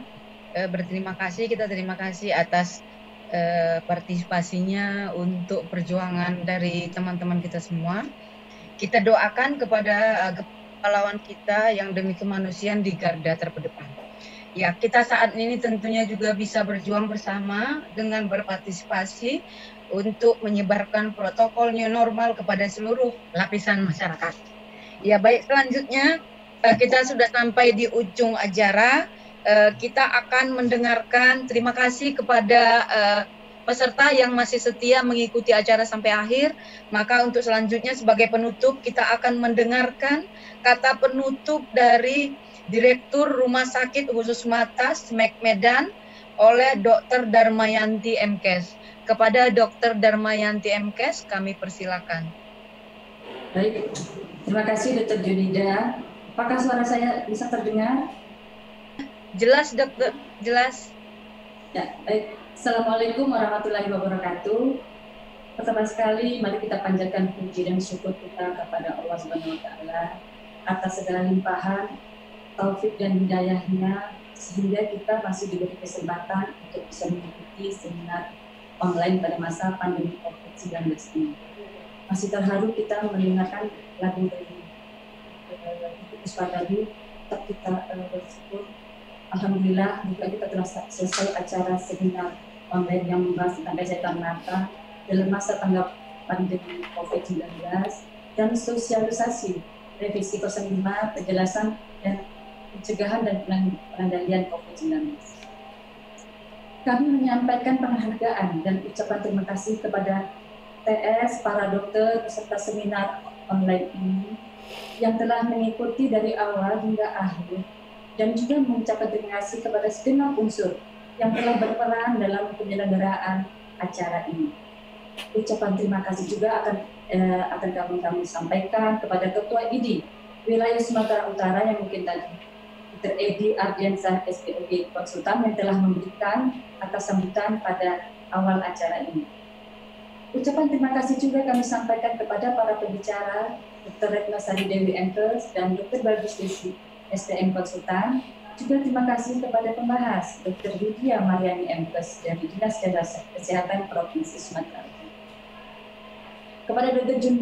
Junida Sinulinga MKes sebagai moderator kami juga ucapkan terima kasih.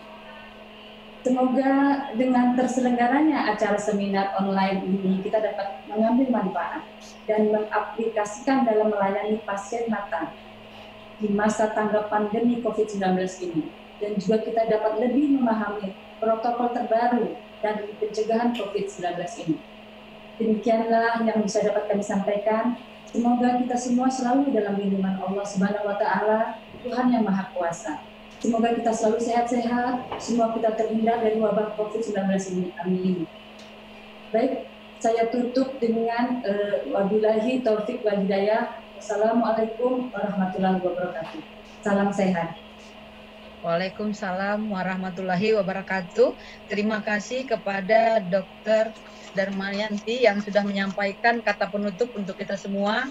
Sekali lagi kami ucapkan terima kasih kepada kedua narasumber kita, Dr. Retno Sari Dewi, kepada Dr. Balkis Desi yang begitu telah menyampaikan begitu banyak ilmu kepada kita, juga kepada Dr. Yulia Maria yang sudah menyampaikan juga menanggapi apa yang menjadi masalah kita hari ini. Juga terima kasih kepada Dr. Edi Ardiansah sebagai Ketua Edi Wilayah Sumatera Utara. Dan terima kasih banyak yang sudah menjadi memfasilitasi kita. Yang utama adalah Dr. Darmayanti sebagai Direktur Rumah Sakit Khusus Mata SMEK. Kita tunggu acara selanjutnya ya, Dok. Kita siap menerima selanjutnya. Jangan lupa foto bersama. Ya, setelah ini kita akan juga terima kasih kepada seluruh peserta yang sudah hadir selama ini. Kita tunggu acara selanjutnya dari SMEK. Ya, untuk menutup acara hari ini kita akan foto bersama. Mohon maaf jika dalam perkataan pada acara dari awal sampai akhir saya sebagai moderator ada kata-kata yang salah, mohon maaf. Selanjutnya mari kita foto bersama untuk trip pertama, bisa 100 orang. Silahkan buka video dan raise hand, maka akan dibukakan videonya, kita foto bersama. Ayo kesempatan dari Sabang dan Merauke, tanpa kita harus naik pesawat, kita bisa ketemu. Mari silakan dibuka videonya ya. Teman-teman yang lain yang masih hadir di sini, silakan membuka video agar kita bisa foto bersama. Silakan admin, ya sudah kelihatan beberapa, Dr. Balkis kelihatan, ya ada Dr. Darmayanti Mustikarini, silakan yang lain dibuka videonya. Dwi Sophia, silakan dibuka. Dr. Yosua, ya Dr. Garin Nastain, silakan. Dr. Siska Jayanti, Dr. Ratna. Mari, ada Dr. Nulur, Nafida Elza. Raise hand, nanti dibukakan videonya. Silakan raise hand. Ya. Dr. Yanti dari mana? Dr. Feli Lavenia. Raise hand, angkat tangannya, akan dibukakan videonya.